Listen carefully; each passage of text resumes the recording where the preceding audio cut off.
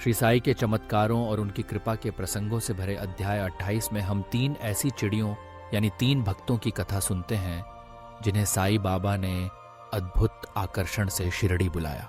यह अध्याय साई बाबा की सर्वव्यापकता, उनकी सर्वज्ञता और भक्तों के प्रति उनके प्रेम का जीवंत प्रमाण प्रस्तुत करता है। साई बाबा, जिनका कोई भेद या संकीर्णता नहीं थी, वे प्रत्येक प्राणी में ईश्वर का अंश देखते थे।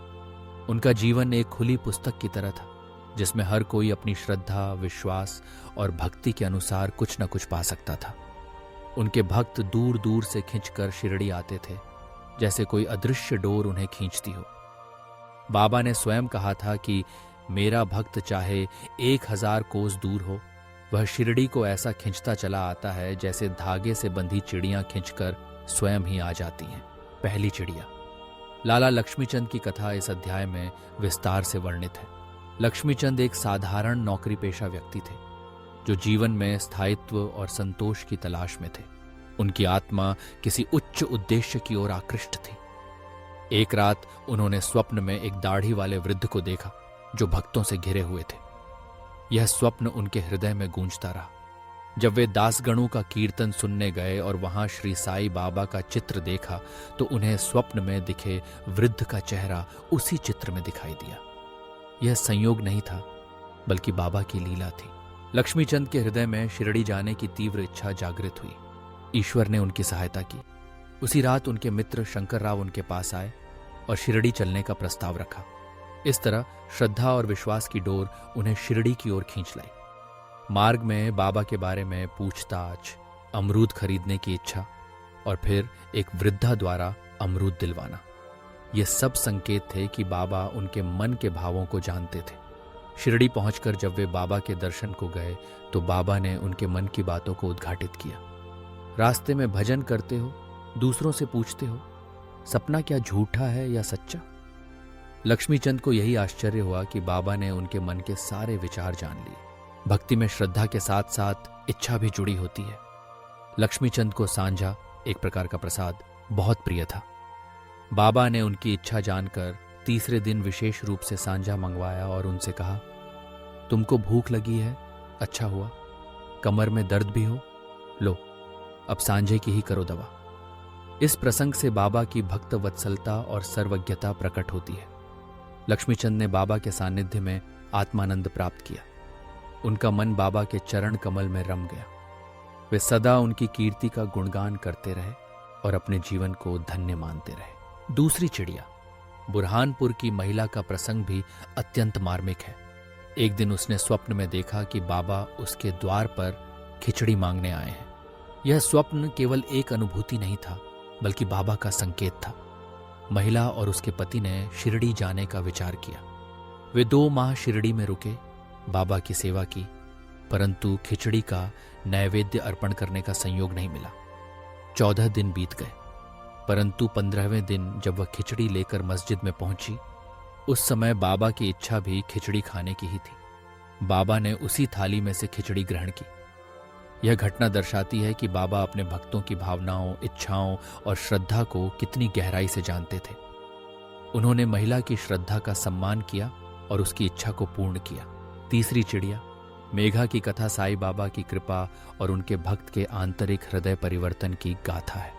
मेघा एक सीधा सादा अनपढ़ शिव भक्त था जो पंचाक्षरी मंत्र का जाप करता था। उसके गुरु ने साई बाबा को शिव का अवतार बताया और मेघा को शिरडी भेजा। प्रारंभ में मेघा के मन में संकोच था। मैं ब्राह्मण हूं, बाबा यवन हैं, मैं उन्हें कैसे प्रणाम करूं? जब वह मस्जिद में गया, बाबा ने उसी भाव को जानकर उसे बाहर निकाल दिया। लेकिन बाबा का उद्देश्य मेघा का मन शुद्ध करना था। 1 वर्ष बाद मेघा पुनः शिरडी आया और बाबा के सान्निध्य में उसकी भक्ति प्रगाढ़ हो गई। मेघा अब बाबा को शिव का साक्षात अवतार मानने लगा। वह बाबा के दर्शन से पहले गांव के सभी मंदिरों की पूजा करता, बिल्वपत्र लाता और फिर बाबा की चरण सेवा करता। एक बार खंडोबा मंदिर का द्वार बंद मिला तो वह बिना पूजा किए लौट आया। बाबा ने उसे पुनः मंदिर जाकर पूजा करने को कहा और सचमुच मंदिर के द्वार खुल गए। मेघा की श्रद्धा बढ़ती गई। मकर संक्रांति के दिन मेघा ने बाबा को गंगाजल से स्नान कराने का संकल्प लिया। बाबा ने पहले मना किया, लेकिन मेघा की दृढ़ श्रद्धा देख उन्होंने सिर पर जल डालने की अनुमति दी। मेघा ने पूरे शरीर पर जल डाल दिया, पर आश्चर्य की बात थी कि बाबा का केवल सिर भीगा, बाकी शरीर सूखा रहा। बाबा की यह लीला मेघा की श्रद्धा और विश्वास की परीक्षा थी। एक बार बाबा ने मेघा से त्रिशूल लगाने की आज्ञा दी और इसके पश्चात एक रामदासी भक्त ने बाबा को शंकर की पिंडी भेंट की। यह प्रसंग मेघा की भक्ति की पराकाष्ठा को दर्शाता है। अंततः मेघा का निर्वाण हुआ। उसने अपने जीवन को बाबा की सेवा, पूजा और भक्ति में समर्पित कर दिया। बाबा ने उसकी आत्मा को शांति दी। इस अध्याय के माध्यम से हमें सिखाया गया है कि सच्ची भक्ति, श्रद्धा और गुरु के प्रति पूर्ण समर्पण के बिना आत्मज्ञान की प्राप्ति संभव नहीं। बाबा अपने भक्तों के मन की गहराइयों को जानते थे, उनकी इच्छाओं की पूर्ति करते थे और उन्हें अपने सान्निध्य में आत्मिक आनंद प्रदान करते थे। साईं बाबा के चरणों में समर्पित होने वाले प्रत्येक भक्त की कथा अद्भुत है। वे हमें यह संदेश देते हैं कि गुरु की कृपा, सच्ची श्रद्धा और प्रेम से जीवन में चमत्कार घटित होते हैं। जो बाबा की शरण में आ जाता है, उसका जीवन धन्य हो जाता है। साईं सच्चरित्र के इस अध्याय से हम यही सीखते हैं कि साईं बाबा के प्रति विश्वास, श्रद्धा और भक्ति जीवन को सार्थक बनाती है। वे हर भक्त के जीवन में अद्भुत परिवर्तन लाते हैं, उनकी इच्छाओं की पूर्ति करते हैं और उन्हें आत्मिक शांति प्रदान करते हैं। भक्तों की शिरडी की ओर यात्रा केवल बाहरी यात्रा नहीं, बल्कि आत्मा की यात्रा है, अपने गुरु की शरण में, अपने भीतर के सत्य की ओर। साईं बाबा अपने भक्तों को सदा प्रेम और दया से पुकारते हैं, उनका मार्गदर्शन करते हैं और उन्हें जीवन के परम उद्देश्य तक पहुंचाते हैं।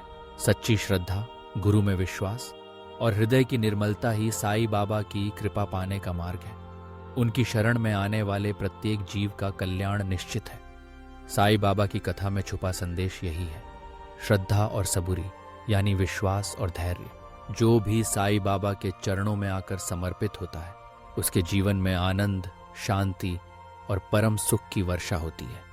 यही है साईं बाबा की महिमा और यही है उनकी अनंत कृपा।